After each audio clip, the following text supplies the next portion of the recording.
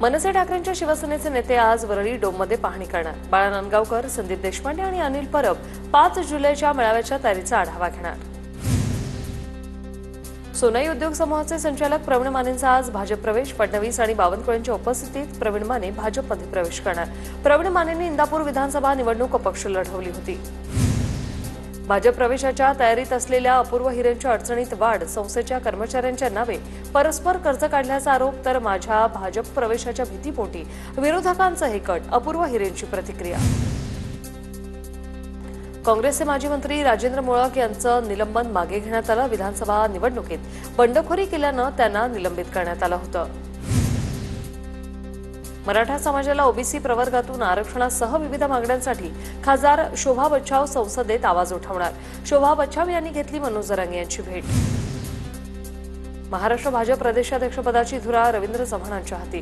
बिनविरोध निवडीची अधिकृत घोषणा। देवेंद्र फडणवीसांसह भाजपचे सर्वच बडे नेते आणि मंत्री उपस्थित। मुंबईत भाजपचं जोरदार शक्ती प्रदर्शन। म्हाडाकडून नाशिक आणि संभाजीनगर विभागासाठी लॉटरी जाहीर। छत्रपती संभाजीनगरमध्ये 1351 घरं, तर नाशिक विभागात 1485 घरांसाठी लॉटरी।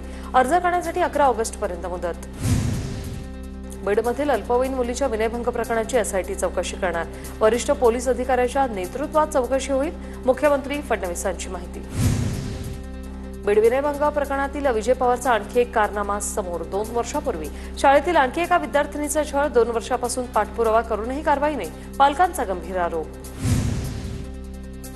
सारस्वत कोऑपरेटिव्ह बँक लिमिटेडकडून न्यू इंडिया कोऑपरेटिव्ह बँक लिमिटेडच्या हस्तांतरणाचा रिझर्व्ह बँकेकडे प्रस्ताव।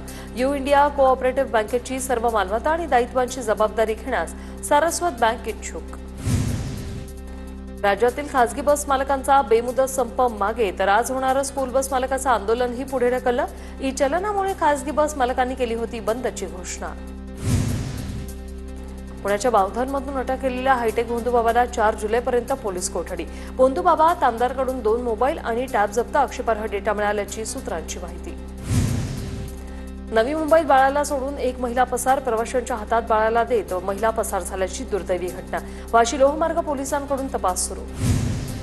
नागपूरमध्ये क्षुल्लक कारणावरून तरुणाची हत्या। जरीपटका पोलीस स्टेशन हद्दीतील घटना। भूपेश वंजारी आणि रवी बॅनर्जी नावाच्या 2 आरोपींना अटक। मीरा रोडमध्ये मराठीत बोलण्यास नकार दिल्याने मनसेकडून फेरीवाल्याला चोप। मारहाण करणाऱ्या मनसैनिकांविरोधात गुन्हा दाखल। 7 मनसैनिकांविरोधात शिवीगाळ आणि दमदाटी केल्याप्रकरणी गुन्हा दाखल। छत्रपती संभाजीनगरमध्ये उसाच्या थकीत बिलावरून शेतकरी आक्रमक। तहसील कार्यालयात शेतकऱ्यांनी स्वतःसह अधिकाऱ्यांना कोंडून घेतलं। पैठण तालुक्यातील तहसील कार्यालयातील घटना। नालासोपाऱ्यात बांधकाम व्यावसायिक जयप्रकाश चव्हाणांची आत्महत्या। पोलिसांच्या जाचाला कंटाळून आत्महत्या केल्याचा कुटुंबियांचा आरोप। जळगावच्या अमळनेर येथील गांधलीपुरा भागात घरांमध्ये सुरू असलेल्या वेश्याव्यवसायावर पोलिसांचा छापा। ग्राहकांसह 20 जणांना अटक। आयआयटी मुंबईत घुसखोरी करणाऱ्या बिलालचे चौकशीत खुलासे। आरोपीनं 21 बनावट ईमेल आयडी तयार केलेले होते। सोशल मीडिया इन्फ्लुएन्सर असल्याचं दाखवण्यासाठी आयडीचा वापर। बिलाल 10वी पास असूनही महिन्याला 1.25 लाख रुपये पगार होता। मुंबईला पाणीपुरवठा करणाऱ्या 7 तलावांमधील पाणीसाठा 40.22%वर। 30 जूनची आकडेवारी। गेल्या 10 वर्षातील जून महिन्यातील सर्वाधिक पाणीसाठ्याची यावर्षी नोंद। जुलैमध्ये भारतात सरासरीपेक्षा जास्त पाऊस पडेल। आयएमडीचा अंदाज। पाऊस सामान्यपेक्षा जास्त म्हणजे सामान्यतः होणाऱ्या 28 सेंटीमीटरपेक्षा जवळपास 6% जास्त पाऊस पडण्याचा अंदाज। पुणे, सातारा, रत्नागिरी जिल्ह्याला ऑरेंज अलर्ट। हवामान विभागाकडून पावसाचा अंदाज। रायगड, रत्नागिरी, नागपूर, अमरावतीला येलो अलर्ट जारी। अकोल्यात 4 जुलैपर्यंत अतिवृष्टीची शक्यता। नागपूरच्या प्रादेशिक खात्याकडून अतिवृष्टीचा इशारा। हिमाचल प्रदेशातील मंडीमध्ये 4 ठिकाणी ढगफुटी। एकाचा मृत्यू, 13हून अधिक लोक अडकल्याचं वृत्त। अनेक जण बेपत्ता, तर घरं आणि वाहनंही वाहून गेली। उत्तराखंडच्या पोंडमध्ये संपूर्ण डोंगर खचला। कोटद्वार, बद्रीनाथ आणि यमुनोत्री मार्ग बंद। महाराष्ट्रातील 200 पर्यटक अडकल्याची माहिती। चंद्रपूर जिल्ह्यात मुसळधार पाऊस। 2 जिल्ह्यांचा संपर्क तुटला। ब्रह्मपुरी वडसा मुख्य मार्गावरील नाल्यावरील पूल वाहून गेला। ब्रह्मपुरी आणि वडसा गावाला जोडणारा महामार्ग आता बंद। नंदुरबार जिल्ह्यात मे आणि जून महिन्यात झालेल्या वादळी पावसात 800 पेक्षा अधिक घरांचं नुकसान, 751.62 शेतीला फटका, नुकसानीचे पंचनामे करून शासनाकडे पाठवण्यात आले। बुलढाणा जिल्ह्यातील लोणार तालुक्यात अतिवृष्टीमुळे शेतीचं मोठ्या प्रमाणात नुकसान, शेतकऱ्यांसमोर दुबार पेरणीचं संकट।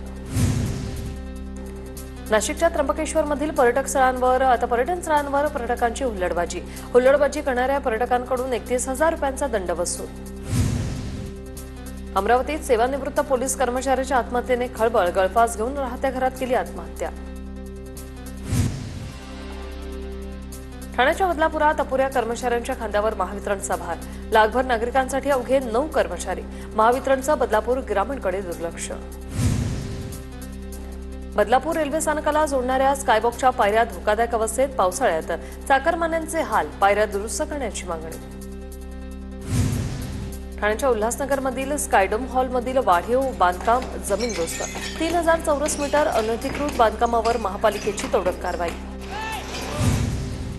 नंदुरबारच्या अक्कलकुवामधील गोलीअंबाच्या केलखाडी पाड्यातील विद्यार्थ्यांसाठी नवीन पूल होणार, TV9 मराठीने दाखवलेल्या बातमीनंतर प्रशासनाकडून दखल, परिसरात दळणवळणासाठी आता मोठी सोय होणार। नंदुरबारमधील शहादा बस आगाराची दयनीय अवस्था, बस स्थानक जलमय, बस आगारात ठिकठिकाणी खड्ड्यांचं साम्राज्य। नंदुरबार शहरात वाढत्या वाहतुकीच्या समस्यांमुळे चौकांमध्ये वाहतूक सिग्नल लावले जाणार, सिग्नल यंत्रणेद्वारे वाहतूक सुरळीत करण्याचा प्रयत्न। राज्य सरकारने भारतरत्न डॉ. बाबासाहेब आंबेडकर स्वाधार योजनेत बदल केल्याने विद्यार्थ्यांचं नुकसान, नवीन GR रद्द करून जुन्या GR प्रमाणे विद्यार्थ्यांना लाभ द्या, अन्यथा रस्त्यावर उतरू, भीम आर्मीचे नंदुरबार जिल्हाध्यक्ष संजय रगडे यांचा इशारा। धुळ्याच्या शिरपूरमधील बस स्थानकात खड्डेच खड्डे, बस स्थानकाच्या प्रवेशद्वाराजवळच खड्डे पडल्याने बस चालकांची कसरत, बस स्थानकात ये जा करणाऱ्यांचे प्रवाशांचेही हाल। श्रीरामपुरात दूषित पाणी पुरवठ्यामुळे नागरिकांचे नगरपालिकेसमोर आंदोलन, मुख्य जलवाहिनीमध्ये मैला मिश्रित पाणी सोडल्याच्या निषेधार्थ नागरिक आक्रमक। वाशिम तालुक्यातील देपूळ आसेगाव पाणंद रस्त्याची दुरावस्था, पाणंद रस्त्याची दुरुस्ती न केल्यास आंदोलन करण्याचा सरपंच प्रमोद गंगावणे यांचा इशारा। वाहतुकीस अडथळा ठरणाऱ्या अतिक्रमणांवर अमरावती पालिकेची कारवाई, रस्त्यावर अतिक्रमण करून व्यवसाय करणाऱ्यांवर धडक कारवाई, मोठ्या प्रमाणात साहित्य जप्त। सरकारने कर्जमाफी न केल्यास आंदोलन करण्याचा पुरतांबा येथील शेतकऱ्यांचा इशारा, शेतमालाला हमीभाव देण्याचीही शेतकऱ्यांची मागणी। शनी शिंगणापूर देवस्थानाच्या बनावट ॲपद्वारे फसवणूक, करोडो रुपयांची लूट केल्याचा आरोप, काँग्रेसच्या कामगार विभागाचे अध्यक्ष संभाजी माळवदे यांची उपोषणाला सुरुवात। नंदुरबारमध्ये शेतकऱ्यांचं अनोखं आंदोलन, शेतकऱ्यांचं चक्क उलट लटकत आंदोलन, गावातील समस्यांबाबत वारंवार तक्रार करूनही दुर्लक्ष होत असल्याचा आरोप। नाशिकच्या येवल्यात आमदार गोपीचंद पडळकर यांच्या वादग्रस्त वक्तव्याचा ख्रिश्चन बांधवांकडून निषेध, ख्रिश्चन धर्मगुरूंविषयी वादग्रस्त वक्तव्य केल्याने कार्यालयावर मोर्चा। चंद्रपूर जिल्ह्यातील भद्रावती नगर परिषदेवर न्यायालयाच्या आदेशाने जप्तीची कारवाई, तब्बल 50 लाख रुपयांची थकबाकी, साहित्य खुर्च्या, संगणक, बलेरो वाहन जप्त। गोंदियातील दासगावात पैशांसाठी अल्पवयीन मुलीने जन्मदात्या आईची केली हत्या, अंत्यसंस्कार झाल्यानंतर खड्ड्यात पुरलेला मृतदेह पोलिसांनी चौकशीसाठी ताब्यात घेतला, अल्पवयीन मुलाला ताब्यात घेतल्यानंतर खरं सत्य समोर। बीडमध्ये अनधिकृत बॅनर हटवल्याने नगर परिषदेच्या कर्मचाऱ्याला बंदुकीचा धाक दाखवत गोळी घालण्याची धमकी, शैलेश नाईकवडे यांनी शिवीगाळ केल्याचा आरोप, शैलेश नाईकवडेच्या अटकेच्या मागणीसाठी आता कर्मचाऱ्यांचं 1 दिवसीय काम बंद आंदोलन। हैदराबाद येथील भाविकाकडून तुळजाभवानी देवीच्या चरणी 8.5 तोळ्याचा सोन्याचा हार अर्पण, मंदिर संस्थानाकडून गौड कुटुंबियांचा सत्कार। चंद्रपूर शहरात राष्ट्रवादी काँग्रेस शरद पवार गटाला धक्का, 5 माजी नगरसेवक आणि काही पदाधिकाऱ्यांचा अजित पवारांच्या राष्ट्रवादीत प्रवेश।